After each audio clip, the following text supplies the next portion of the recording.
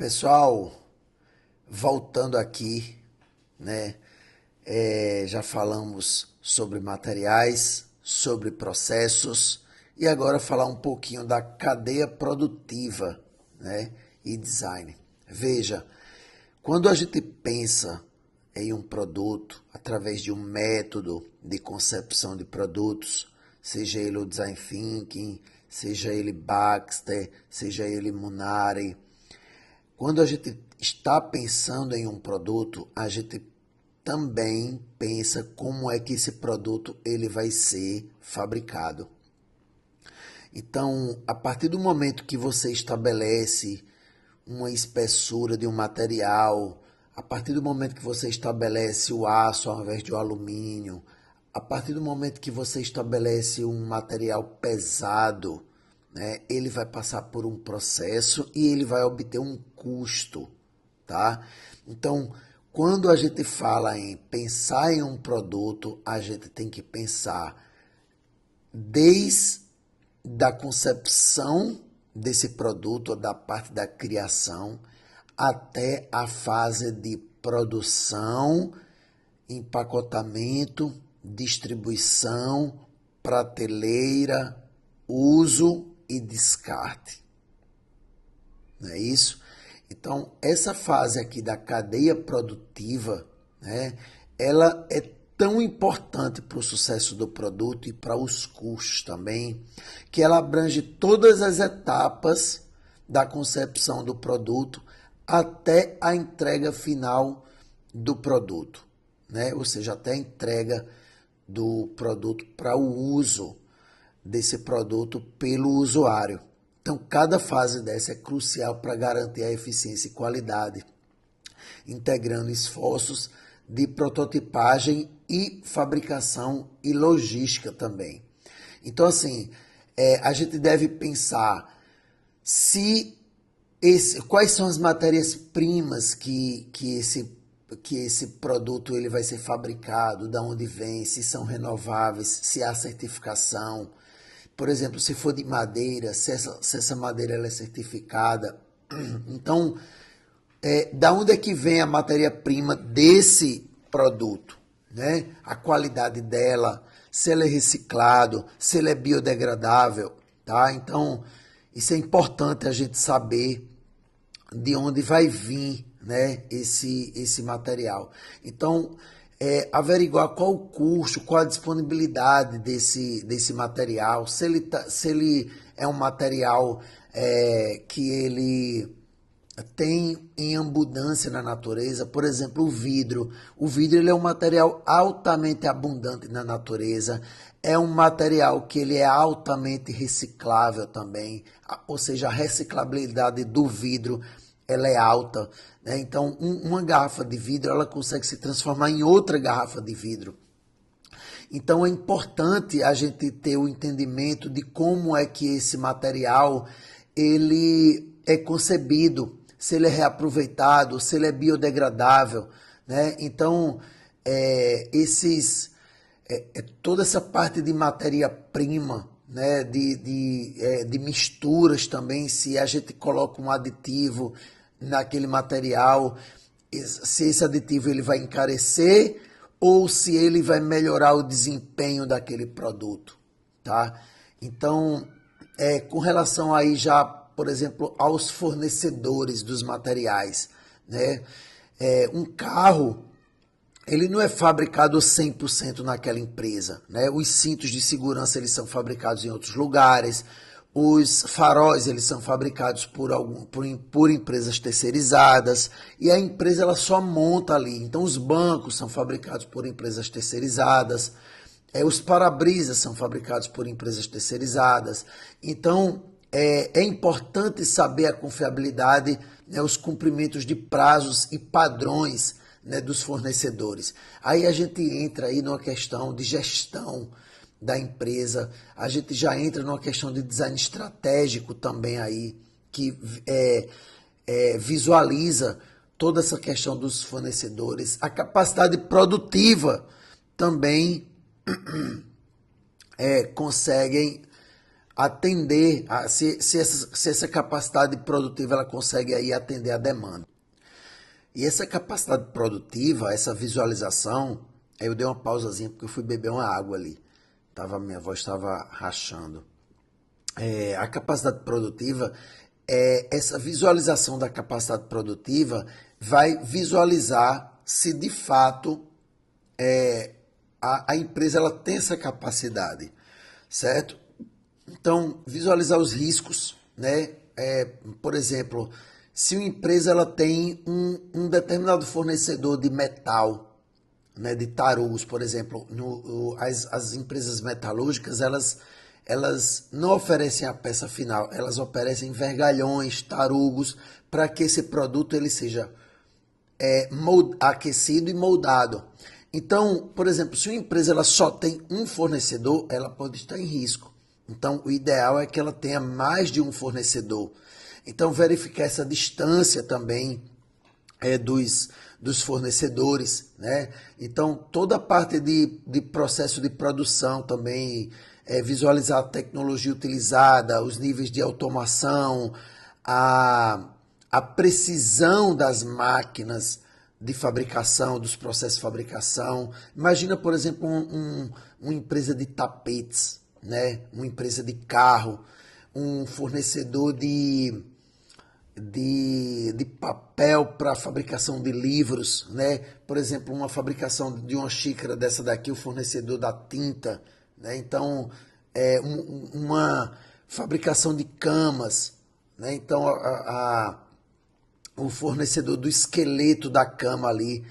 Então, essa produtividade, esse tempo de ciclo, né? Esses gargalos aí, eles devem ser, obviamente, sempre levados em consideração. A parte de logística, gente, também,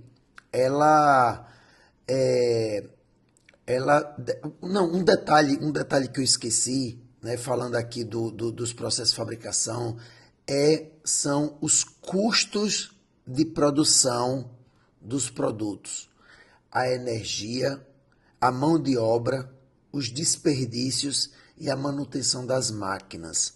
Isso deve ser muito levado em consideração na cadeia produtiva do produto. Se a gente tem um produto e a gente consegue processar, eu vou dar um exemplo aqui muito básico, tá? Eu falei sobre esse potinho aqui na aula anterior, tá? Tá aqui o potinho. Então vamos supor que eu concebesse esse potinho aqui e aqui eu tenho um feixe, e aqui eu tenho uma dobradiça. Esse potinho, esse recipiente, ele foi fabricado em um mesmo molde, ó. A tampa, a dobradiça, o recipiente, né?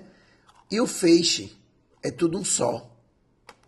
Então aqui, vamos supor que eu fizesse o potinho aqui de madeira, a tampa de plástico, de polímero, a dobradiça de metal, junto com o feixe de parafuso. Olha a quantidade de material, a quantidade de processo, a quantidade de envolvimento de mão de obra que eu preciso para apertar o parafuso, para conceber aqui essa parte de madeira, a parte de polímero aqui na tampa e tal. Então, olha a quantidade de processos para uma função, que é proteger e acomodar esses algodões aqui.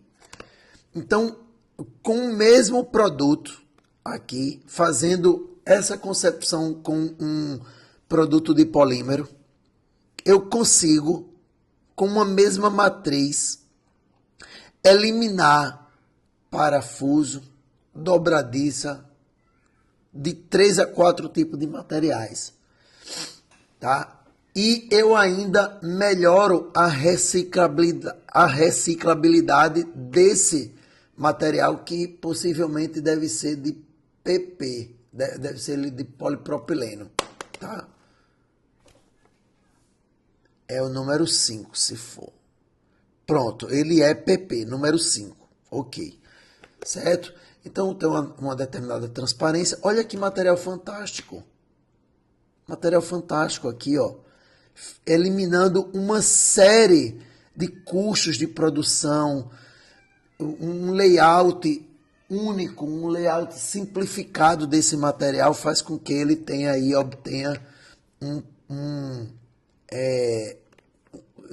obtenha um preço mais reduzido, tá? E aí a gente tem a logística interna e a logística externa. A logística interna, gente, é onde é que fica as caixas de acomodação, onde é que fica o layout de produção. Às vezes uma máquina ela pode estar distante de outra máquina, né? Vamos para uma informação interessante, gente.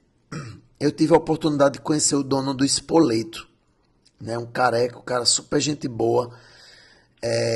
E é interessante essa conversa que eu tive com ele no Rio de Janeiro, que foi o encontro de empresa júnior, eu ainda fazia graduação. E vocês podem até ficar com dúvida, caramba, mas como é que tu conheceu o dono do Spoleto e tal? Gente, o pessoal tinha colocado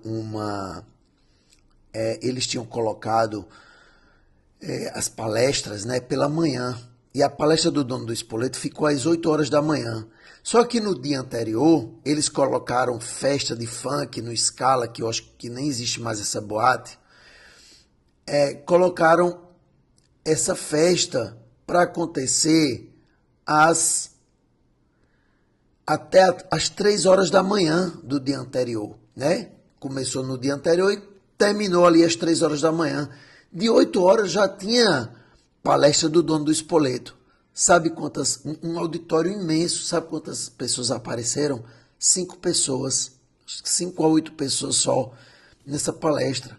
E ele disse, gente, não faz sentido eu estar aqui em cima do palco. Era um palco para um grande auditório e tal.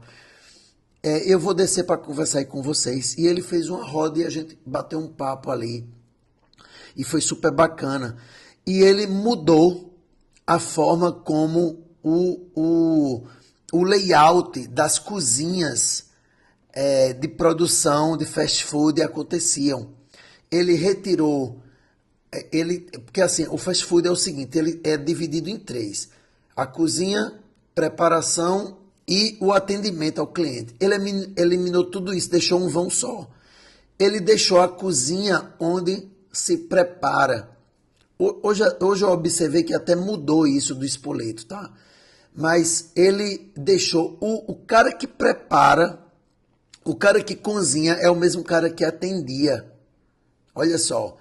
E aí o pagamento era feito por outra pessoa. Então assim, ele colocou apenas 2 pessoas trabalhando ao invés de milhares de pessoas trabalhando. Então o macarrão ele já é pré-pronto, né? Ele já é pré-pronto. A pessoa vai lá, escolhe os molhos, tal. A pessoa vai lá, mistura, prepara e o cara vai lá para pagar. Paga e vai comer. Então, assim, um detalhe no layout da cozinha mudou toda a logística interna do fast food Spoleto, tá? Então, numa cadeia produtiva de um produto, por exemplo, você mudar, por exemplo, apenas a distância de uma máquina para outra, você pode estar melhorando a produtividade. Você mudando o design de um produto, pensando nisso, você pode estar eliminando aí um parafuso que precisa de ser apertado, mais um processo que precisa de acabamento, por exemplo. Isso aqui elimina o acabamento também, não precisa de acabamento isso aqui, só precisa do corte do bico de injeção e pronto. Né? Então, às vezes, o próprio produto ele já traz aí várias soluções de logística, tá? E aí, por exemplo, como é que esse produto ele vai ser empilhado? Será que ele pode ser, se eu colocar vários aqui, por exemplo, se ele tiver uma angulação, será que eu consigo botar outro aqui dentro? Ó, eu tô com outro aqui, ó. Será que eu consigo? Ó, tá vendo? Eu não consigo, tá vendo? Ó, eu não consigo. Quer dizer, se eu fizer ele um pouco aberto, eu consigo empilhar ele mais com as tampas abertas. Eu consigo empilhar mais. Tá vendo? Ó, se eu colocar ele um pouco mais aberto, eu consigo empilhar mais produtos. Então, assim, são detalhes que ele não consegue ser encaixado, tá vendo? Então, são detalhes, gente, que o design ele pode visualizar para melhorar o empilhamento e o transporte desses produtos. Entende? Então, o encaixotamento, né, o armazenamento desses produtos e tudo mais. Então, essa questão de armazenamento, as condições, os espaços, a rotatividade, eles devem ser levados em consideração. Como é que esse produto ele vai ser transportado, se há segurança, né, as embalagens, a sustentabilidade dessas embalagens, se elas podem ser reaproveitadas, porque assim, existem vários tipos de embalagem, né? A primária, a secundária e a terciária.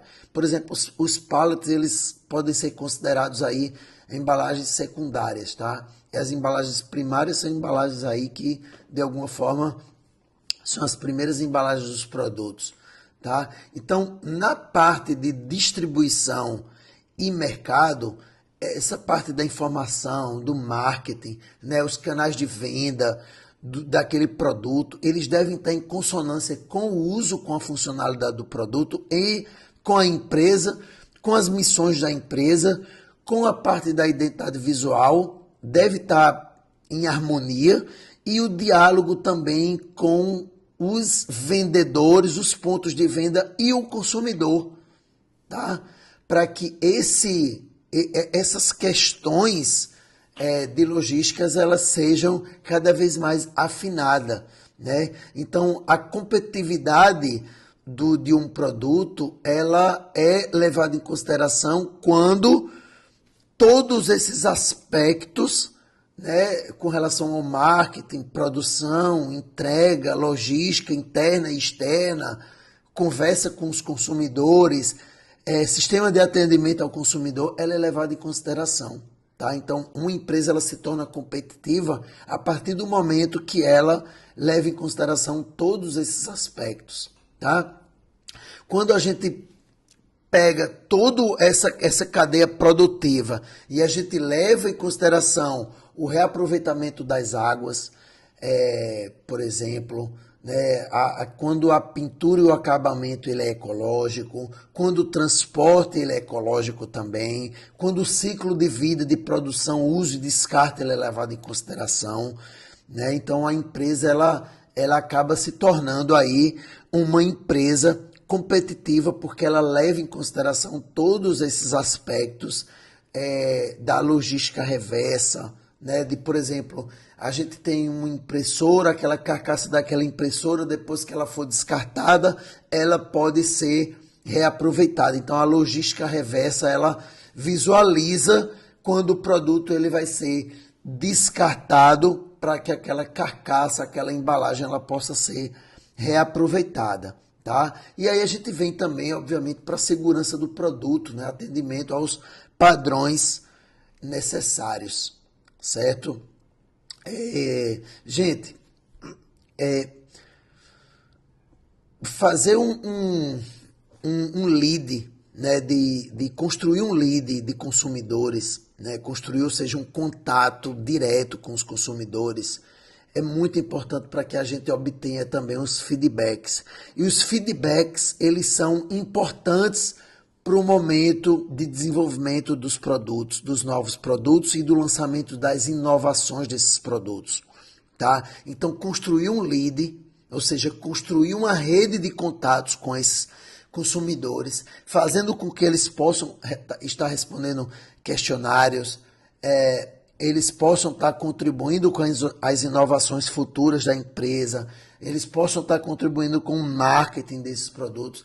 É muito importante para que a empresa ela permaneça na competitividade e para que ela se inove também. Então, esse feedback contínuo dos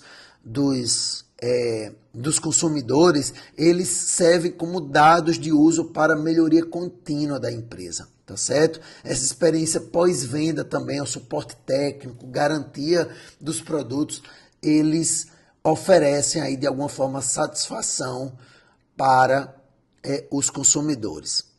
Tá certo, gente? Então,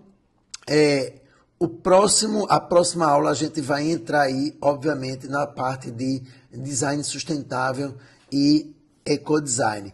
Vou falar sobre design sobre biomimética, sobre ecodesign e sobre biomimética, sobre os princípios também, tá certo? Eu vou compartilhar uma aula específica sobre biomimética para vocês, tá bom? É isso, grande abraço.